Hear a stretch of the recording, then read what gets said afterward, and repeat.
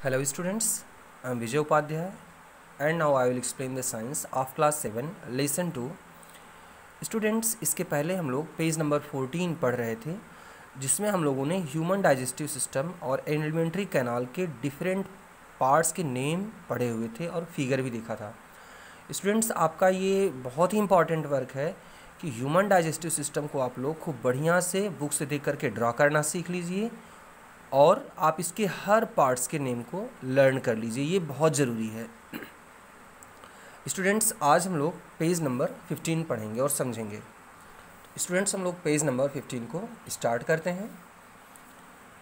Milk teeth and permanent teeth.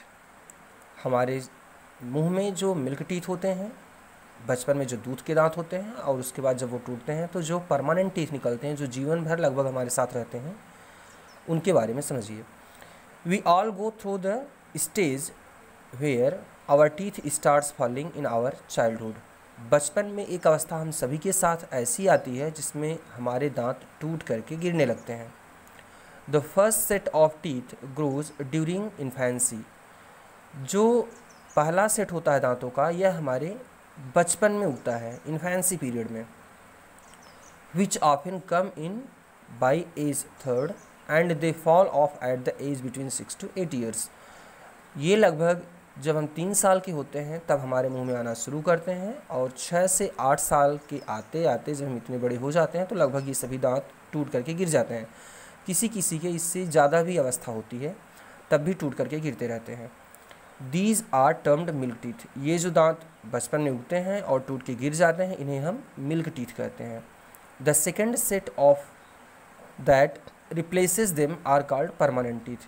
और उसके बाद जो दूसरे दांत उगते हैं, जो पहले वाले मिल्क टीथ का स्थान लेते हैं, उन्हें हम परमानेंट टीथ कहते हैं. The permanent teeth last throughout the life और fall off during old age. ये जो परमानेंट टीथ होते हैं ये लगभग जीवन भर हमारे साथ रहते हैं, या जब हम बूढ़े होने लगते हैं तो भी ये गिर जाते हैं.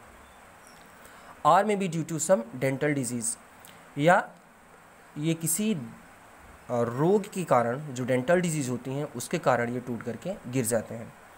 अब एक्टिविटी 2 है स्टूडेंट्स. Wash your hands. अपने हाथों को अच्छे से धोइए.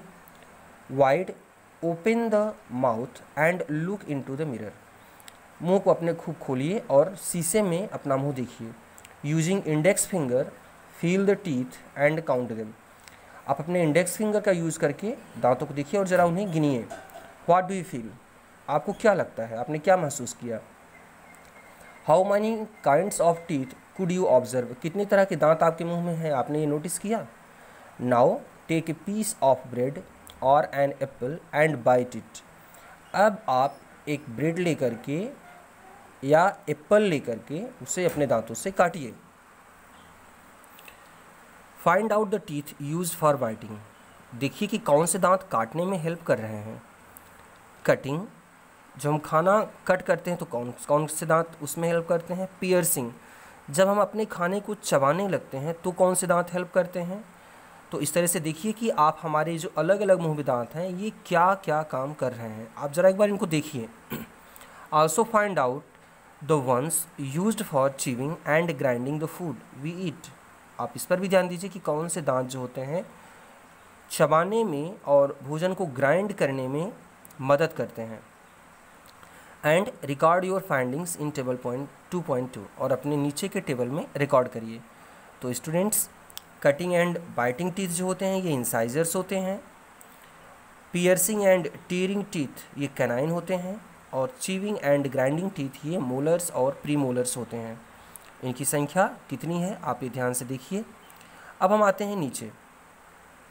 Salivary glands secrete saliva in mouth. हमारे मुंह में जो सैलिवरी ग्लैंड्स होती है वो सलाइवा निकालती रहती है. जब हम खाना चबाते हैं अपना तो यही सलाइवा हमारे भोजन में मिल जाता है. Now what action does saliva do on food.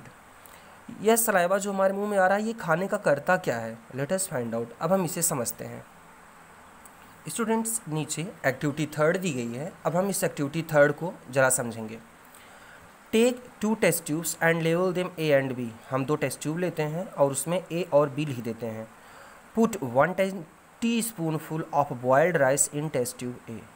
Test tube A में हम लोग उबाला हुआ चावल लेते हैं थोड़ा सा, and 1 teaspoonful of boiled rice in test tube B, और ऐसे ही थोड़ा सा उबला हुआ चावल हम टेस्ट ट्यूब बी में लेते हैं, लेकिन after chewing it for 3 to 5 minutes.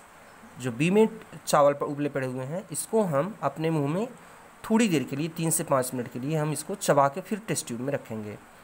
Now in both the test tube add 3-4 ml of water. अब दोनों टेस्ट ट्यूब में हम 3 से 4 ml पानी लेते हैं।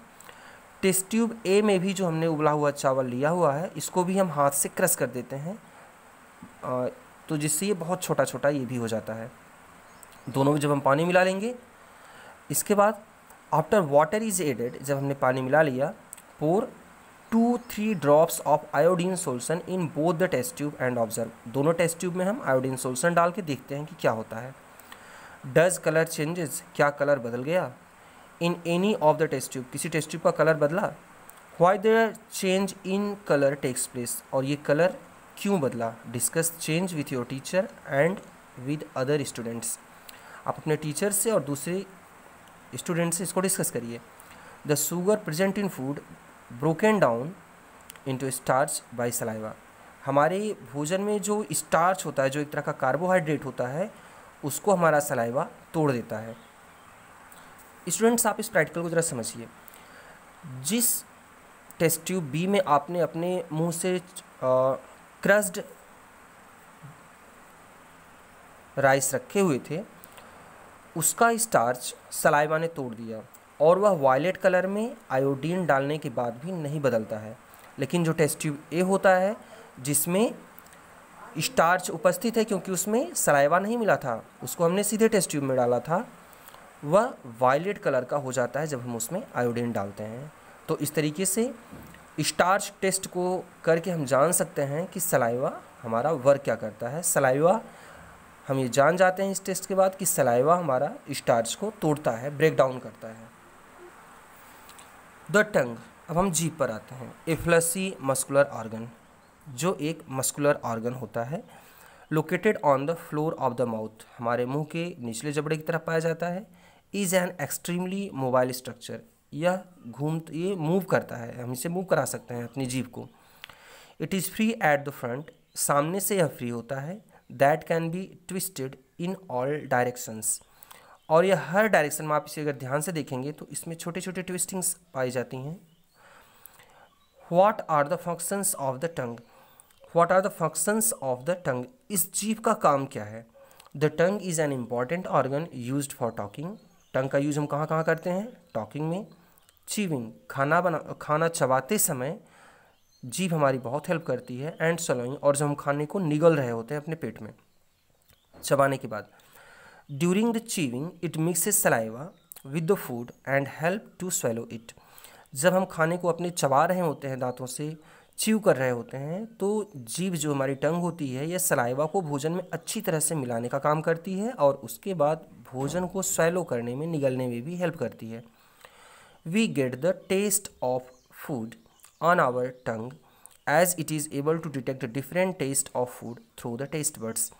हमारे टंग के ऊपर टेस्ट बर्ड्स भी पाए जाते हैं जो खाने के डिफरेंट टेस्ट को अलग अलग पहचानते हैं और हमें खाने का अलग अलग टेस्ट फील होता है।